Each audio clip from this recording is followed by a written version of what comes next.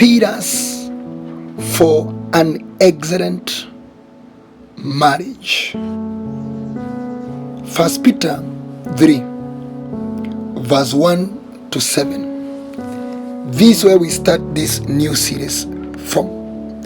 Number 1, these pillars have been divided into two. One for the wife, the other for the husband.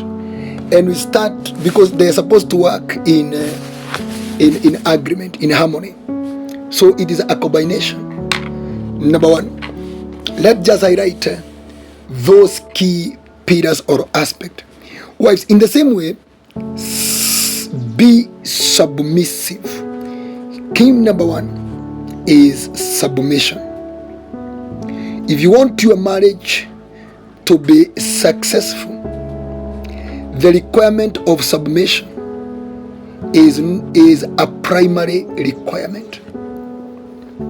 And submission simply means applying Genesis 3 and verse 16b. Your desire will be for your husband, and he will rule over you. That is a simple definition of what submission is. Submission means your desire will be for your husband, and he will rule over you. That is number 1. Number 2, about pillars for excellent marriage is so that if any of them do not believe the word, okay, there will be won without ones by the behavior of their wives. Behavior, okay? Right behavior. Let's just write it that way. Right behavior. Yes, if a wife is of corrupt morals, is of degraded and depraved character, that marriage does not have stability mechanism. Number 3 says, when they see the purity and the relevance of your life, the next thing is purity, and number 4 is reverence. Reverence has to do with obedience. The wives who do not obey the husband.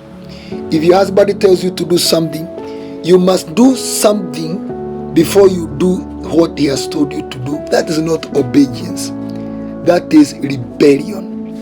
You know, he is saying reverence.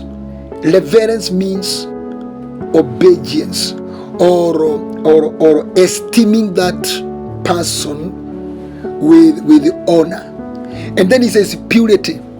Purity, when they see you are purity.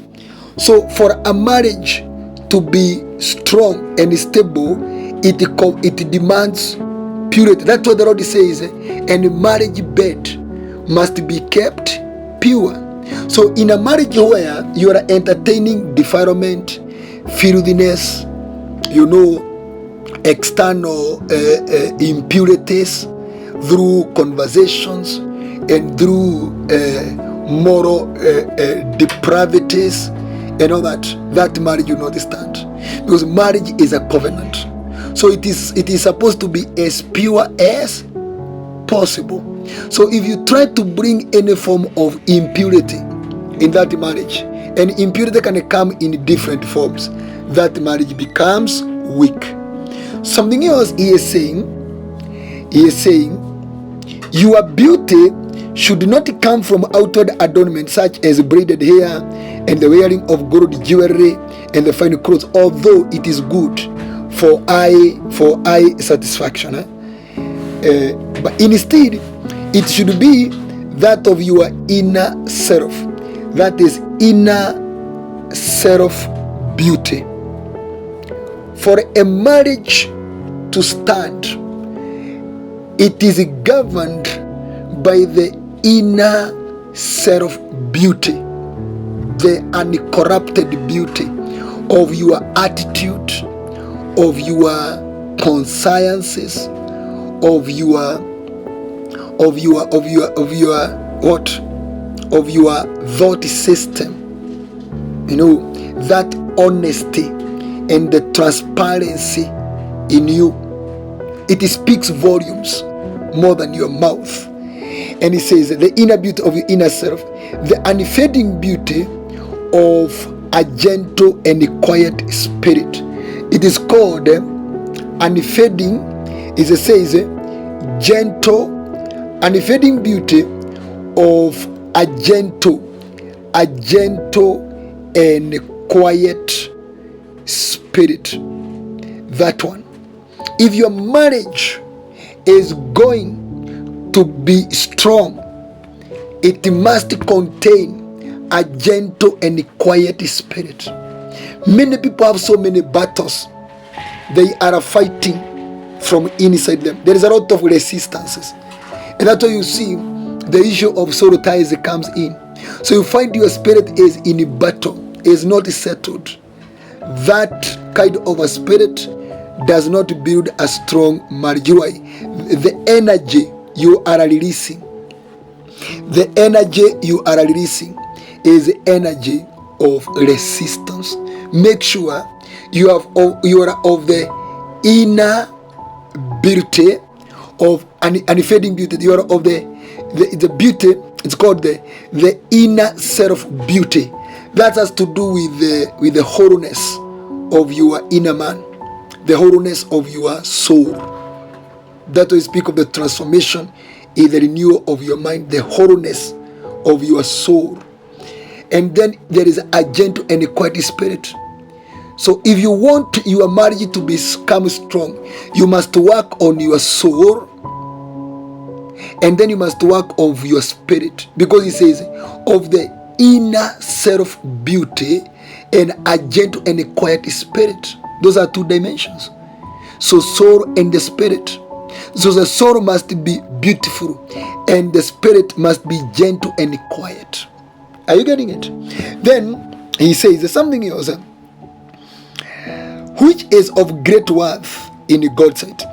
For this is the way the holy women of the past who put their hope in God used to make themselves beautiful. Okay, they were submissive to their own husbands. So that all explanation we are doing, we are explaining the word submission. Like Sarah who obeyed Abraham. Did we speak about obedience? Levelance, obedience. And obeyed Abraham and called him master. You are her daughters if you do what is right and you do not give way to fear. Then courage. Courage is a major requirement in the marriage, because marriage is a testing ground. In marriage, you will be tested severely. So if you don't have the confidence and the boldness that is required to withstand the forces that fight the marriage, your marriage will break down. And I have said, is what we said, submissiveness.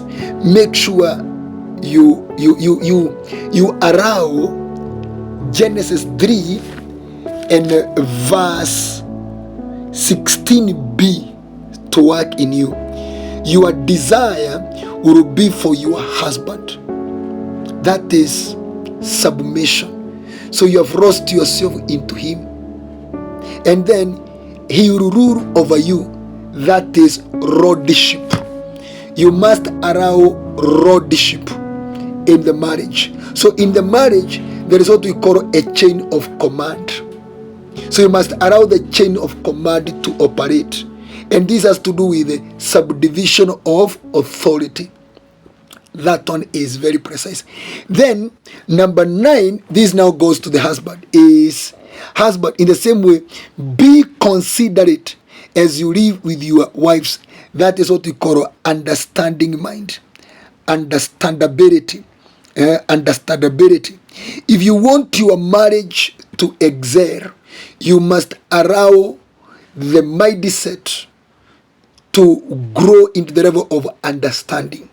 In the marriage, marriage does not function through immaturity and the pettiness of the mind.